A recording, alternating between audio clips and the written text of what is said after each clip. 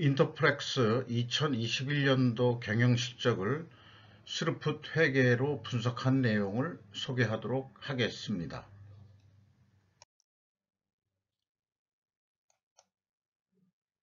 먼저 주가는 16,200원으로서 전년보다 1,150원이 하락했습니다.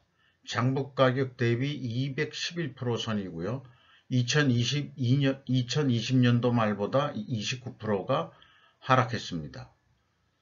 5% 이상 주주명을 보면은 코리아 서킷가 30.56%, 테라닉스가 11.14%, 고려아연이 6.01%, 외국인이 5% 이하입니다만 5%에 근접을 해서 추가로 리스트에 넣어봤습니다.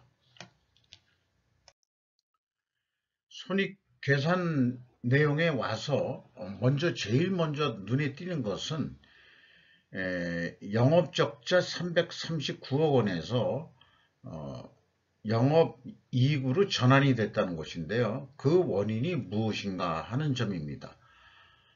이 스루풋 손익계산서를 가지고 원가회계 영업이익 분석하는 것보다는 좀 더 쉽게 그 원인을 접근할 수 있다고 할 수 있겠습니다. 매출은 3,100억 원대로서요. 전년보다 24.7%가 증가했고, 매출에 비례하는 매출 재료비는 1.6%밖에는 상승하지 않았습니다.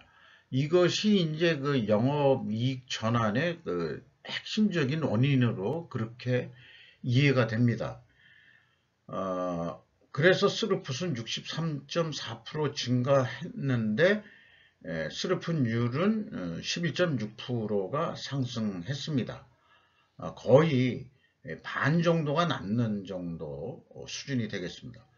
운영비용은 17.5% 증가했습니다. 그 결과 TOE 생산성은 1.02로서요. 2020년도 말보다는 0.29포인트가 상승했습니다.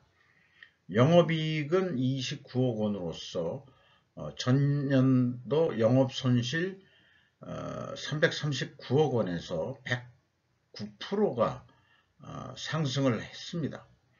그런데 원가회계 영업이익보다는 거의 10억 원 정도 차이가 나는데요. 적습니다. 이것은 가공비 배부 재고자산이 크게 증가했기 때문입니다. 3년 연속 계속 스루풋 영업이익이 더 적게 나오는 것은 매년 이 인터플렉스의 재고자산이 지속적으로 증가하고 있음을 말해주고 있습니다. 그래서 재고자산 내역을 보면은 가공비 배부 재고자산이 21억 원이 증가했습니다. 그런데 증가한 것이 그 좋은 것이냐 나쁜 것이냐 이것을 떠나서 일반적으로 매출이 증가하면 재고도 증가한다는 것이 상식적으로 통용되는 것이 원가회계의 세계의 인식입니다만은 스루풋 손익 입장에서는 이 평가는 재고 회전율로 한다. 이런 의견을 말씀을 먼저 드리겠습니다. 비용의 성격적 분류로 와서요. 재고자산의 변동 범위 기준은 회사는 현재 전체 재고자산에서 그 기준을 하고 있는데 WCAI 가공비 배부 재고자산 범위 기준으로 변경하는 것이 바람직하다는 걸 먼저 말씀드립니다. B에 원부재료의 매입이라는 표현이 있으면은 A에 재고자산 변동 범위가 전체 재고자산을 의미합니다. 매출원가 재료비는 1.1%밖에 증가하지 않았습니다. 운영비용은 17.5%가 증가했습니다. 운영비용 중에서 인건비가 271억 원이 집행이 됐습니다. 전년보다 3.4% 금액으로 증가했습니다만은 운영비용 대비 비율로는 2.5% 하락입니다. 다른 비용들이 더 많이 증가했다는 의미가 되겠죠.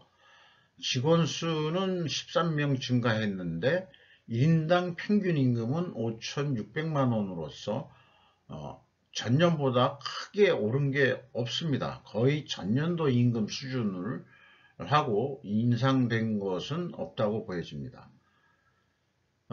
외주 가공비 및 소모품을 두 번째 금액으로 크게 나와 있는데요. 그 외주 가공 및 소모품을 한때 묶은 것을 보면은 아무래도 그 마지막 파이널 공정, 최종 공정에 이 포장자재 이런 거를 작업하는 그런 공정 아니겠는가 이런 그 추정을 해봅니다. 그 금액이 8.5%가 증가했습니다. 비율로는 이것도 3.2% 하락했습니다. 가공 비율은 16.1%가 증가했는데요. 총 제조 비용에 대한 비율도 45%로 증가를 했습니다. 이것은 상대적으로 재료 비율이 떨어졌다는 얘기고 원재료 가격이 인하됐다고도 해석할 수 있겠습니다. 그것은 다음 장에 또 소개하는 것으로 하겠습니다. 그 다음에 PQ 총 제조 비용의 차이는 역시 그 재고자산의 변동 범위 차이 때문에 나오는 것으로 확인이 됩니다. 재고자산 회계 투명성 2단계로서요.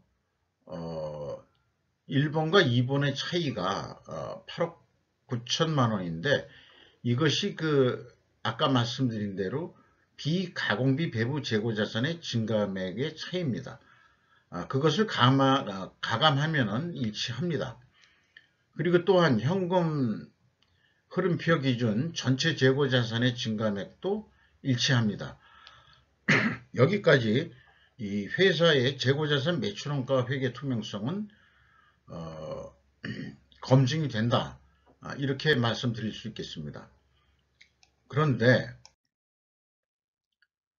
이 앞에서와 같이 A 재고자산의 변동은 비교해 검증할 재고자산 명세가 있으니까 그게 검증 비교가 가능합니다.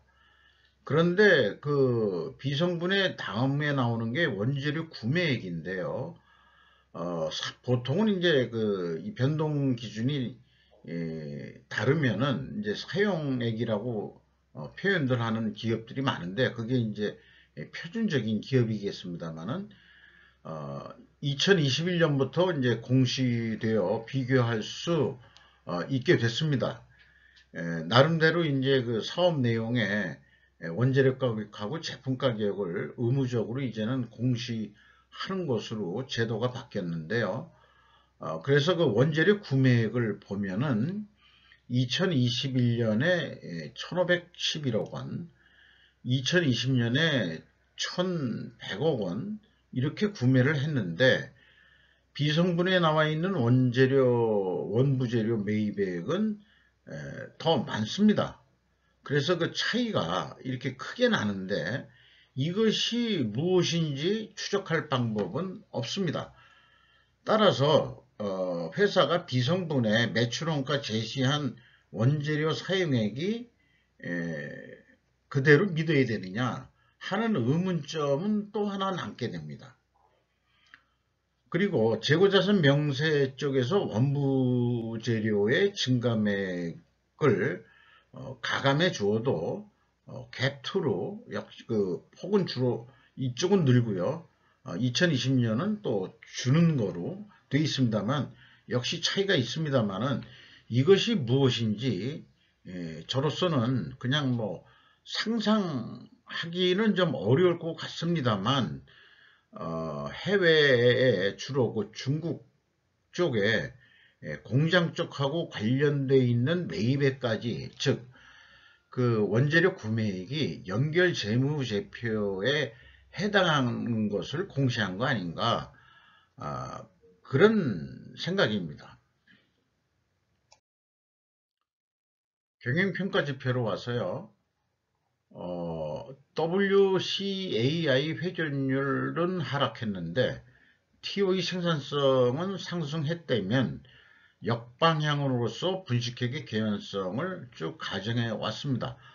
그런데 지금 1단계에서 3단계까지 투명하다고 검증을 했거든요.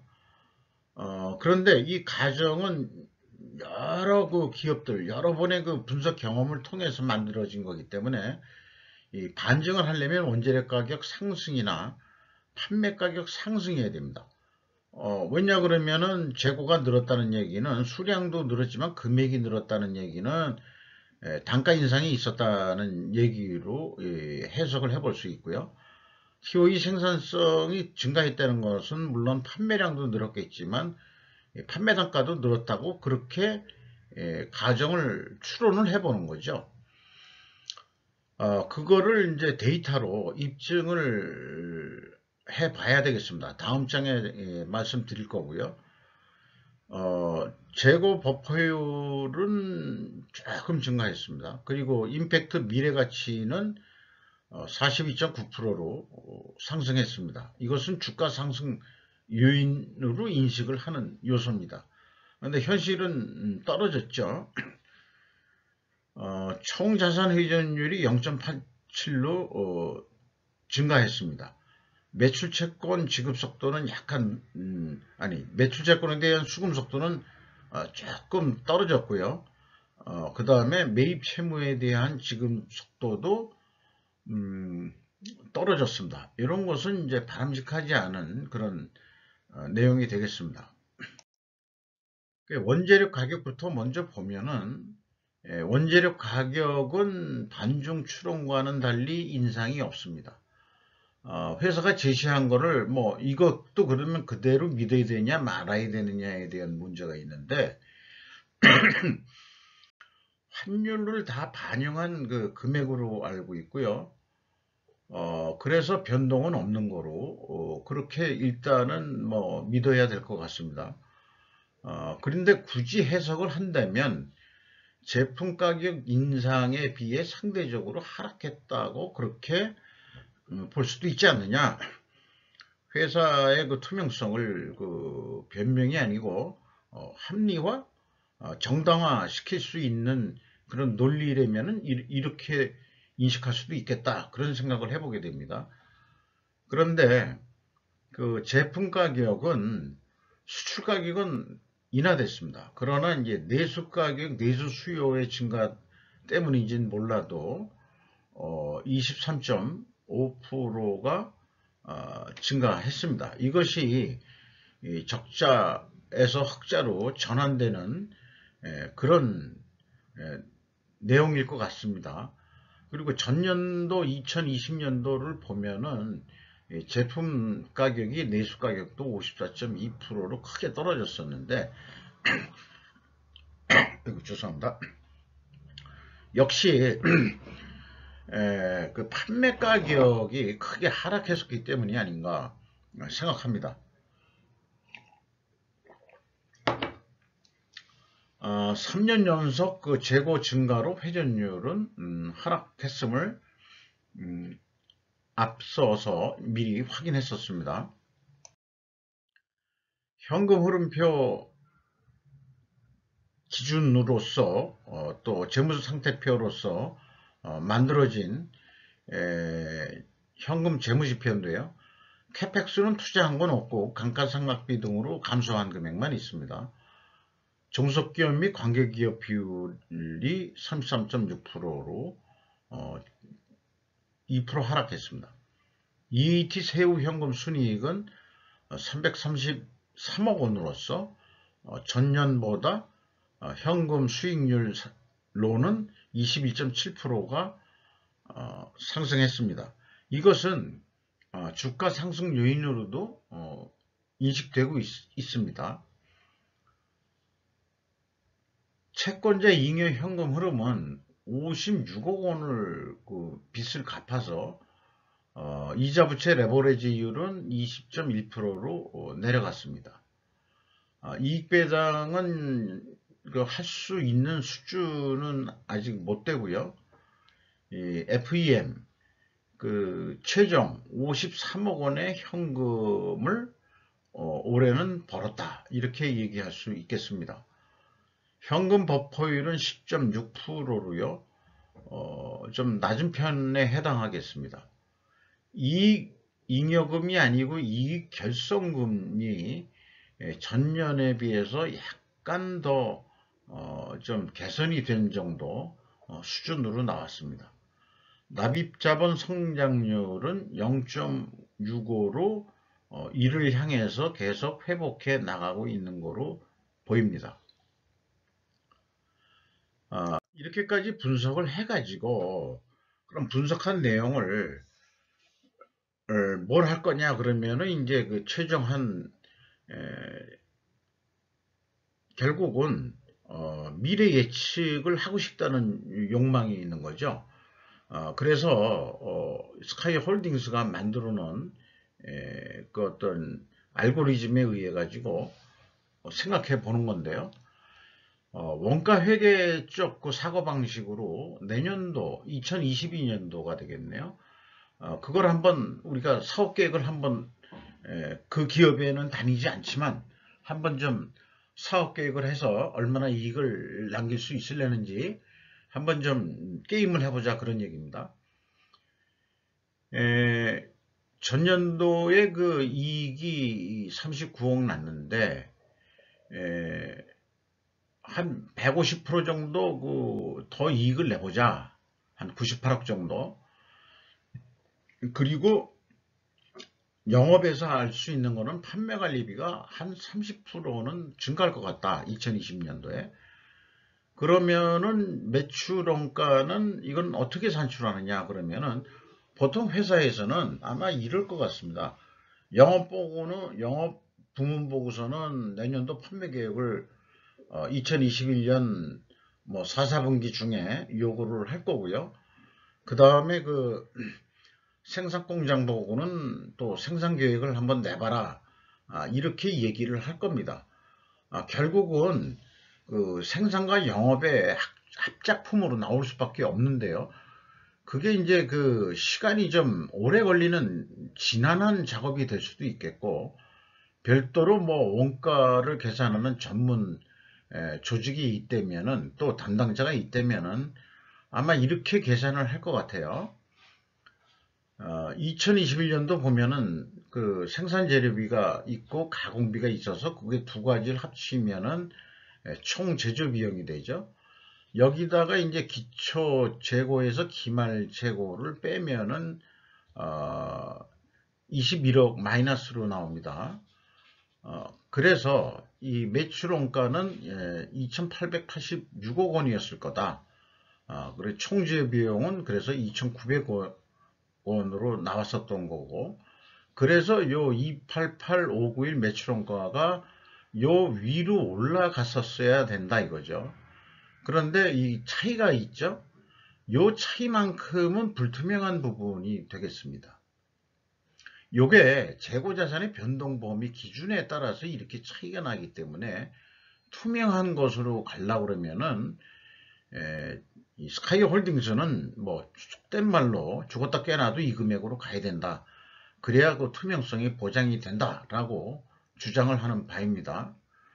그래서 2022년도 목표를 세우는데 원재료 가격이 거의 작년에 오르질 않았죠. 그런데 올해는 뭐 한 5%에 오를 거로 시장조사 결과 오를 것 같다. 그래서 5%를 집어넣고, 그 다음에 이제 가공비도 현장 그 운영 비용이죠. 그게 20%는 오를 것 같다. 이렇게 해서 산출을 하면은 기말 재고를 얼마를 볼 거냐 하는데, 재고가 계속 이 기업은 증가를 해왔기 때문에 10% 정도 늘어날 거다. 이렇게 보면은 이제 생산 공장에서는 총 제조 비용을 산출해서 원가 담당한테 올려주면은 아마 3,240억 원 예산을 좀 매출 원가로 예측을 해야 될 것 같다. 이렇게 이제 그 영업하고 정보가 나눠지면은 그래서 매출원가하고 판매관리비가 더해지면은 이제 매출액이 이제 거꾸로 해서 나오게 되는 거겠죠. 이렇게 조금 더 구체적인 백데이터를 가지고 하는 기업이 있을 거고요. 아니면은 속된 말로 그냥 어림셈으로 작년보다 15% 정도 더 잡아보자 라고 사업 계획을 하는 형태가 또 있겠죠. 아마 중소기업들은 그냥 어림셈으로 많이 할 것 같습니다만은, 근데 이 계약이라고 표현했는데 이게 계약이라는 게 납품업체 입장에서 계약일 수도 있고 해석할 수도 있고, 최고 경영자가 승인을 한 것이다. 그 오너가. 그러면 이제 전문 경영인이 그래 3,500억 원 좀 해보는 거로 지시를 받았다. 이렇게 해석할 수도 있겠죠. 그러면은 프로핏이 한 98억 정도 잡았었는데 40억 정도 밖에는 나오지 않는다. 그러면은 90억을 달성하기 위해서 어떻게 할 거냐? 그러면 코스트 다운을 대부분 원가 회계는 얘기를 합니다. 그래서 원가 회계의 여기 금액은 밑에 방법으로 많이 할 것 같은데요. 제 추리입니다만은 생산 재료비는 먼저 재고를 좀 늘리자 이런 계획이 나올 겁니다. 왜냐면은 이 생산량이 많아지면은 생산성이 올라가니까 생산 공장에서는 생산량을 최대한 많이 하려고 그럴 겁니다. 뭐 수율이 높다 그런 식으로 얘기를 하겠죠. 그럼 우리는 5%에서 10%를 좀 올려보자. 그리고 가공비는 20%에서 좀 원가 절감하려니까 1%만 어떻게 내려보자. 이렇게 해가지고 이제 총 제조 비용을 다시 짭니다. 실행 계획이죠. 실행 예산을. 그렇게 해서 이 재고가 늘어났다고 보고 계산하면은 매출원가가 3천억 원으로 줄죠. 그러면은 매출원가가 주니까 이익이 무려 237억 원이나 난다. 이런 식으로 이제 원가 회계는 미래 계획을 할 겁니다. 근데 이제 궁금해지는 게 그렇죠. 이 재고가 계속해서 언제까지 늘어날 거냐 이거죠. 그 재고 부담액을 언제까지 감당할 거냐. 그러니까 원가 회계의 문제는 이 재고 자산의 증가는 이익의 증가라는 그 매출원가 손익 구조의 근본적인 문제를 가지고 있다는 점을 다시 한번 좀 말씀드리고자 합니다. 그래서 이걸 거꾸로 납품업자 입장이라면은 2022년도 납품 단가라고 그냥 생각을 해보죠. 생산 재료비가 에다가 가공비, 그 다음에 판관비, 재고 가감은 뭐 남들이 안 따지고 우리가 견적을 낼 때 대부분 생산비, 가공비, 그 다음에 판관비, 거기다 이익 얼마, 이렇게 해서 견적을 아마 낼 겁니다. 그래서 3,569억 원으로 견적을 냈는데 결국 승인은 올려달라는 대로 다 올려줄 놈이 어딨냐. 그러니까 많이 봐줘서 좋다. 3,500억으로 하자. 이게 개별 어떤 단품의 어떤 계약이라고 그러면 35만 원에 하자. 이렇게 된다 이거죠. 그러면 이익이 별로 안 나니까 이제 이 밑에와 같은 방법으로 실행을 하는 것이 원가 세계가 될 것입니다. 이것이 일반적인 제조업체, 전 세계 제조업체에 돌아가는 상황을 이 샘플을 통해서 말씀드려 본 것입니다. 시간이 좀 많이 가고 있습니다만은 한번 그래도 스루풋 쪽에서는 어떻게 해볼 거냐 하는 거를 이제 분석을 했으니까 생각을 하는데, 우리 제조 원가 방식은 우리 복잡해서 모르겠고 영업에서 이거를 한번 그냥 좀 생각해 보자. 그러면은 먼저 이 A 플랜을 하기 전에 감을 잡기 위해서 B 플랜부터 합니다. 이거는 손익분기점 방식인데요. 거기에서 제가 조금 더 그 개선을 시킨 겁니다. 이익을 더 넣어서 내년도에 운영비용이 그 판매관리비하고 공장 가공비 다 포함해서 25% 정도 오를 거다. 그리고 150%로 이익을 증가시켜보자. 이 금액으로 하면은 이거를 그 수르픈율로 나눕니다. 50%로 그 수르픈율을 향상했다고 보고, 그러면은 3,883억 원의 매출액을 일으켜야 된다. 전년도보다도 25% 매출액을 올려야 된다. 이렇게 이제 그 구상을 하고 조금 구체적으로 대부분 재료비 하나만 가지고 일단은 접근을 합니다. 두 가지가 있는데요.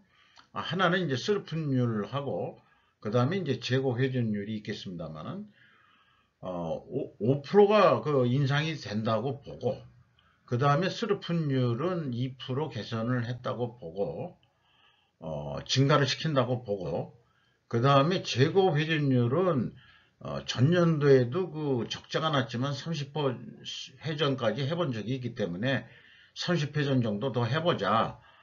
이렇게 해서 산출을 하면은 3,881억 원, 여기하고 좀 비슷하게 나옵니다.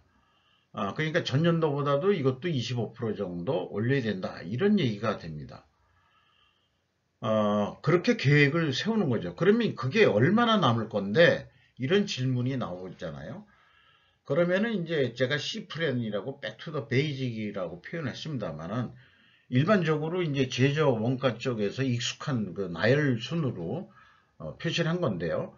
매출 재료비가 얼마 들어가고, 그 다음에 스루풋은 얼마 나오니까, 운영비용은 또 이 손익분기점 산식에서 한 거로 보면은 이익이 말하자면은 이제 이 3,600억을 하면은 74억 원을 번다, 이렇게 이제 목표를 세울 수 있는 거죠. 이렇게 세우는데, 계약이 만약에 그 3,500만 원이 됐다, 아니 3,500억이 됐다 그러면은 계산하면은 매출 재료비 뭐 스루풋 나갈 돈은 다 저기 예산대로 이 정도 집행될 거라고 보면은 26억 적자다 이거죠. 그러면 어떡할 거냐? 그러면은 여기서 노력을 하는 게 이제 바로 그 수르픈율 향상과 그 다음에 이제 재고 회전율 상승이다 이거죠. 재고 회전율 상승은 사실은 재고를 줄여야 되는 목표를 여기서 언급을 하고 있는 겁니다. 그러면은 3,789억 원 정도는 해야 된다. 만약에 이 3,500억 이상으로 우리가 여유가 이렇게 생겨서 추가 발주가 있다 그러면은 3,788억까지는 할 수 있겠소 하고 이제 그 고객한테 얘기할 수 있는 거죠. 그러면은 이제 결과적으로 나중에 78억까지 이익을 낼 수 있다 하는 예상 수익을 낼 수 있겠습니다.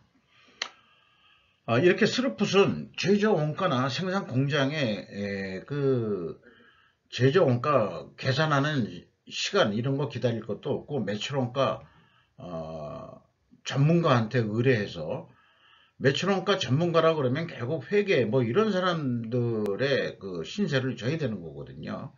그런데 결산서 보면은 어느 정도 이 영업을 오래 하시던 경험이 있으면 운영 비용이 얼마 정도 나오고, 매출 재료비는 또 구매 부서도 있으니까 원자재 얼마 샀니, 또 그래서 이제 매출 재료는 매출에 비례한 거 있으니까, 그래서 몇 가지 단순한 요소만 가지고 사업 계획을 짤 수 있다는 이 장점이 있는 게 스루풋 회계의 장점이라고 할 수 있겠습니다.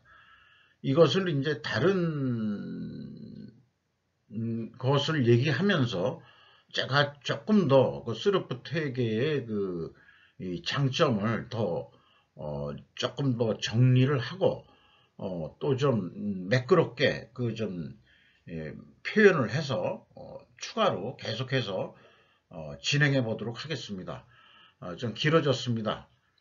인터플렉스 샘플이 이렇게 그 예산을 잡기에 좀 괜찮은 모델인 것 같아서 진행을 해봤습니다. 감사합니다.